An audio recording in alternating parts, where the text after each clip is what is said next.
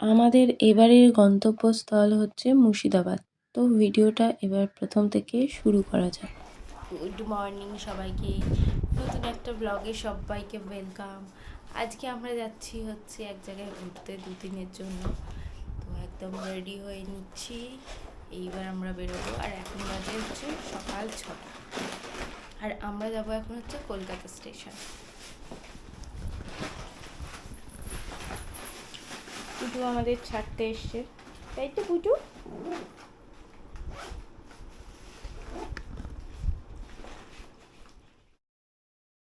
এবারে আমরা 2 দিনের ছুটিতে যাচ্ছি মুর্শিদাবাদ। তো মুর্শিদাবাদের আইটিনারিটা আমরা 2 দিন কীভাবে কী ঘুরলাম সেটাই আজকে শেয়ার করব।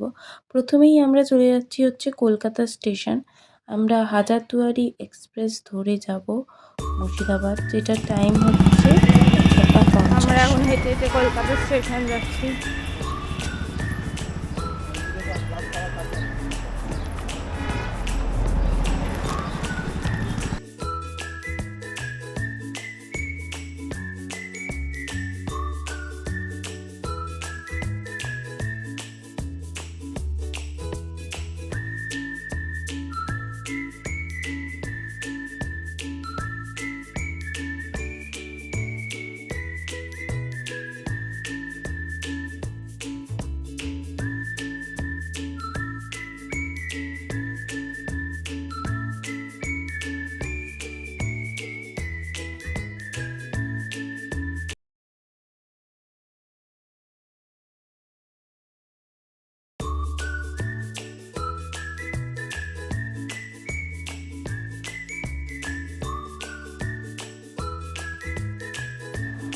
আমরা চলে এসেছি আমাদের রুমে। আমরা 8 ঘন্টার মধ্যে বেরোবো। তো আমি রুমটা একটু দেখিয়ে দিই, পর্দাটা দাও। এই হচ্ছে মেন গেট। এখানে একটা র্যাক আছে, যার মধ্যে সব আছে, কম্বল টম্বল। আর এই হচ্ছে টয়লেট।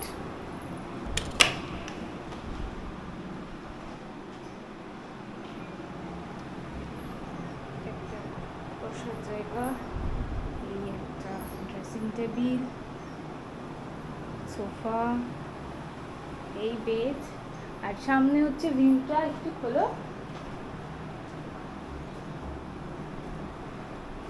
এই হচ্ছে ভিউ। এখানে প্রচুর গাছপালা আছে। ছোটবেলায় আসতাম বাবার সাথে, এই জন্যই মানে খুব ভালো লাগে। আমরা যেহেতু একদিন থাকবো, এক রাত, তো সেই কারণে আমরা একটা ছিমছাম রুম নিয়েছি, এসি রুম এটা। আর সেটা ভাড়া পড়েছে 1000 টাকা। তো এবার রেডি হইনি আগে।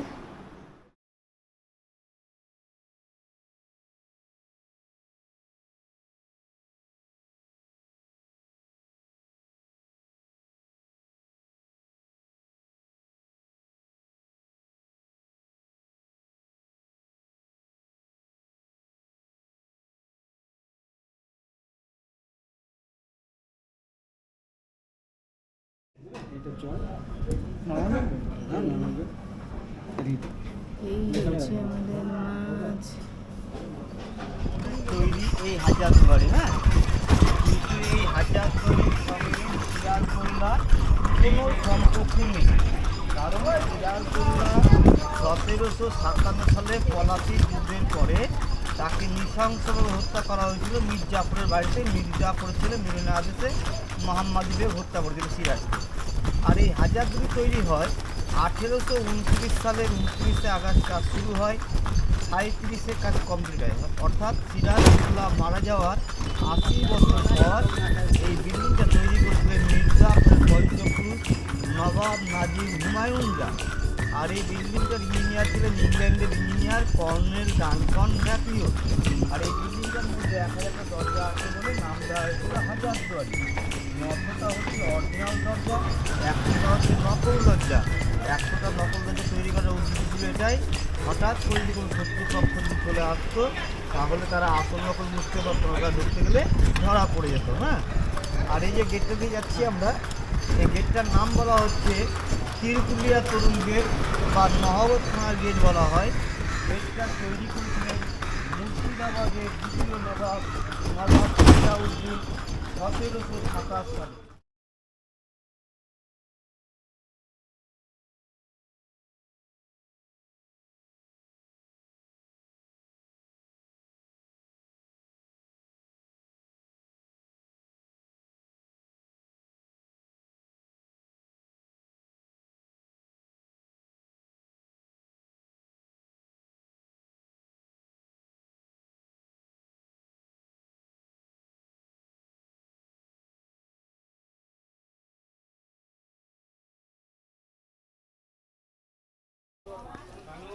এটা হচ্ছে জৈন টেম্পল। ভিতরে ক্যামেরা এলাও না, বাইরে দিয়ে তাই দেখাচ্ছে।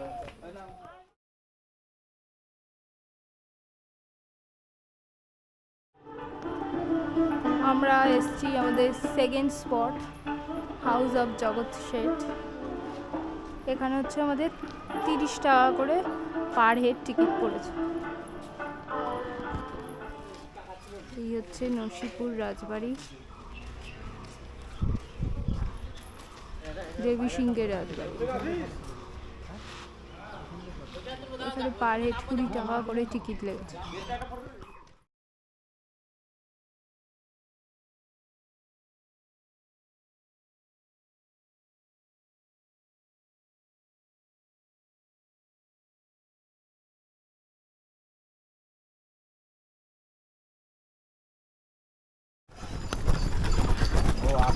আমরা নেক্সট গেছিলাম হচ্ছে রঘুনাথজির টেম্পল, যেখানে 20 টাকা করে পার হেড টিকিট লেগেছে। সব জায়গায় গাইড আলাদা করে পাওয়া যায়, কিন্তু আমরা গাইড নিইনি। আপনার চাইলে নিতে পারেন। তো এখানেও বেশ কিছুক্ষণ টাইম কাটিয়ে এখানে নেক্সট স্পট যাচ্ছি।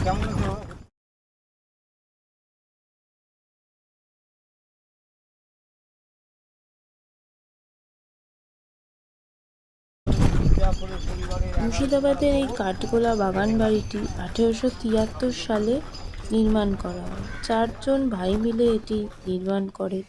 আর এর ভেতরে কিন্তু একটা সুন্দর জৈন মন্দিরও আছে। এখানে ভিতরে একটা মিউজিয়াম আছে, সেটার কিন্তু আবার আলাদা করে টিকিট কাটতে হয়। এছাড়া জায়গাটা বিশাল বড়, যেটা ঘুরে দেখতে কিন্তু অনেকটা টাইম লাগবে। একটু হাতে সময় নিয়ে কাঠগোলাটা দেখতে যাওয়া উচিত। এছাড়া মুর্শিদাবাদ তো পুরোই একটা নবাবের শহর, সেখানে চারিপাশে ছড়িয়ে আছে প্রচুর ইতিহাস। তো মুর্শিদাবাদ কিন্তু সবার একবার হলেও ঘুরতে যাওয়া উচিত, সেখানে অনেক রহস্য জানা যায়। এখন আমরা যেটা দেখতে যাচ্ছি সেটা হচ্ছে মতিঝিল, যেটা কিন্তু কাঠগোলার ভিতরেই আছে। এছাড়াও এখানে মাছ এবং পাখির প্রচুর দেখতে পাওয়া যাবে। ওদেরকে খুব দেখতে ভালো লাগে, ওদের ভিডিওটা নাও। ছাগলটা চলে গেল। কোন ছাগল এইটা? ওইটা একটু বাচ্চাগুলো। এটা ছাগল কোথায়?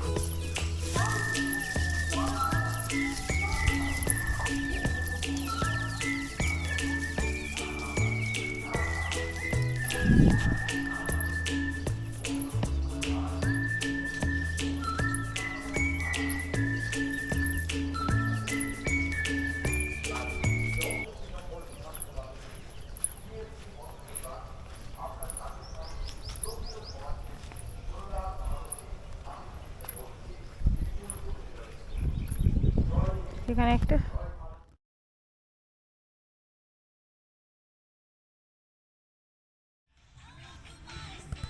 মানুষের কোনো কাজ নেই, গাছ থেকে আম পড়ছে আর খেয়ে যাচ্ছে টপা টপ টপা টপ।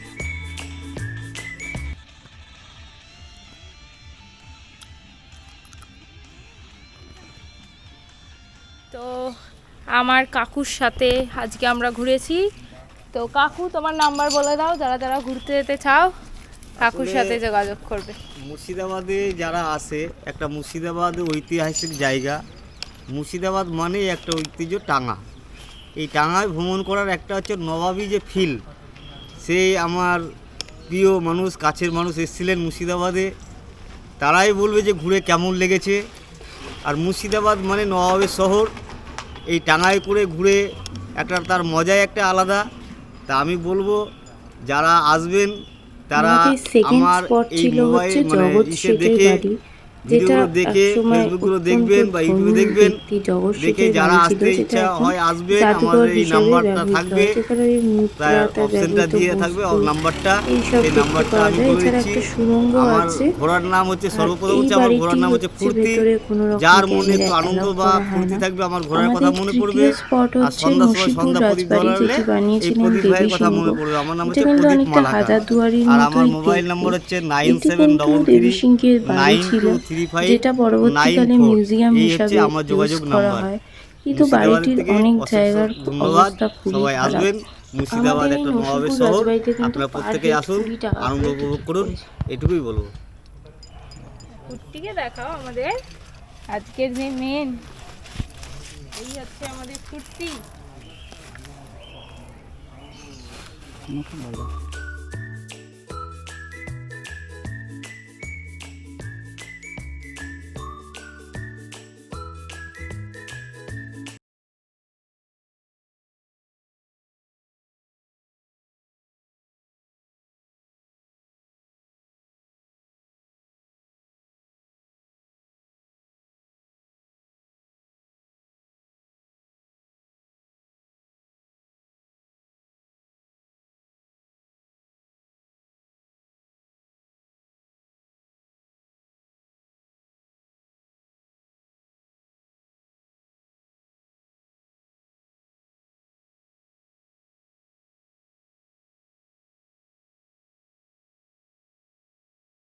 আমাদের নেক্সট স্পট হচ্ছে জীবন্ত কবর, যেটি হচ্ছে মুর্শিদকুলি খাঁ কন্যার আজিমুন্নেসা বেগমের সমাধি। লোককথা অনুযায়ী উনি গুরুতর রোগ থেকে বাঁচার জন্য শিশুদের কলিজা খেতেন, সেই কারণে তার বাবা বা স্বামী তাকে জীবন্ত সমাধি দেওয়ার নির্দেশ দেন। এখানে তো প্রাসাদ সেখান ছিল, থেকেই এটা জীবন্ত কবর নামে এখন পরিচিত। প্রাসাদের যে ধ্বংসাবশেষ সেটা চলে গেছে জলের তলায়। জীবন্ত কবর বা কাটরা মসজিদ কোথাও কিন্তু কোনো এন্ট্রি ফিস লাগেনি। গাইড পাওয়া যায়, গাইড আলাদা করে চাইলে সব জায়গাতেই নিতে পারবেন, তার চার্জ কিন্তু আলাদা, সেটা গাইডের ওপর নির্ভর করছে। আমরা কোথাও কোনো গাইড নিইনি, সেই কারণে আমি গাইডের চার্জটা জানি না।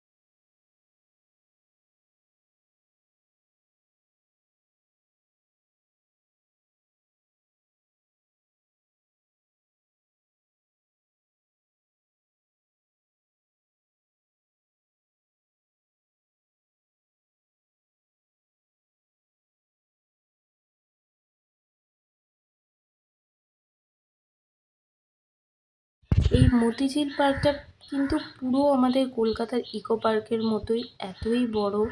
আর এখানেও কিন্তু ইকো পার্কের মতো সাইকেল রাইড হচ্ছিল।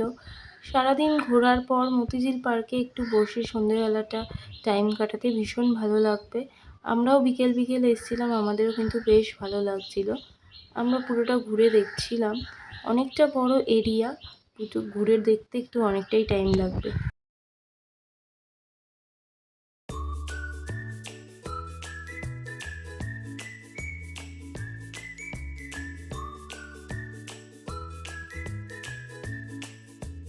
আমরা এসেছি মোমো খেতে। আমরা কত কিনতে পারি, ঘুগনি খেয়ে আবার মোমো খেতে এসেছি, আবার রাতে। पेरेंट्स से ज्यादा सच्चे लगते हैं हमेशा। 16 साल की परवरिश पे 6 महीना तो प्यार भारी पड़ती हो। তো আজকের আমাদের ডিনার হচ্ছে এগ তড়কা আর রুটি। আজকে ডিনার করে আমরা ঘুমিয়ে পড়বো। আজকে ডে 1টা আমরা এইভাবেই কাটালাম, আবার দেখা হবে কালকে।